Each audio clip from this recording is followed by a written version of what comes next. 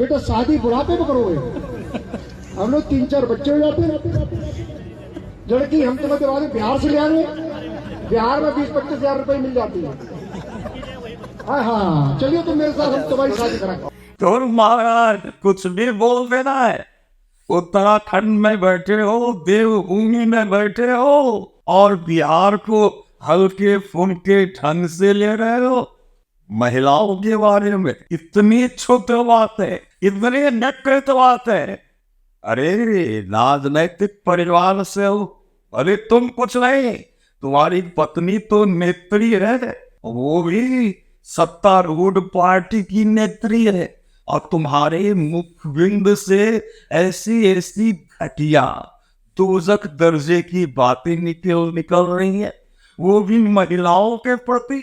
चाहे वो महिला बिहार की हो, उत्तर प्रदेश की हो, युगांडा की हो या कहीं की भी हो।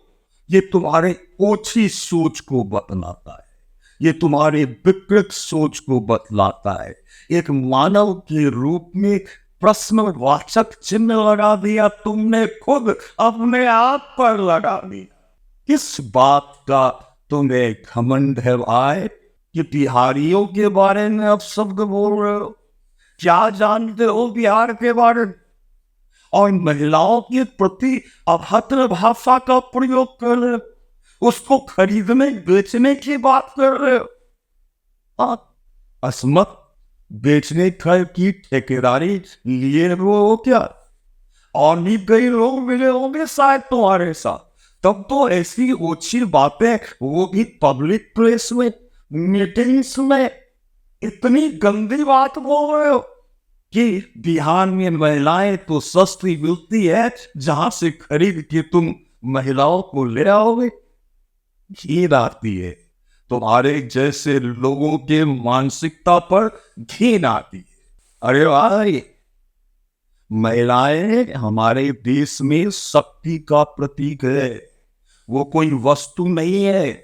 तुम्हारे जैसे सोच वाले लोगों के कारण ही समाज में लुच्चे टुच्चे अपनी बातों को कर जाते हैं और लोग उसको सुनने के लिए मजबूर हो जाते। असमत के ठेकेदार हो तुम, या पूरी दुनिया तुम चला रहे?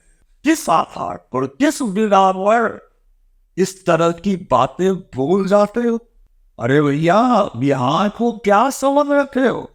ये जो धारा है ना, ये बिहार की धारा, ये ज्ञान, आध्यात्म, विज्ञान और उद्यमशीलता वाले लोगों की धारा है।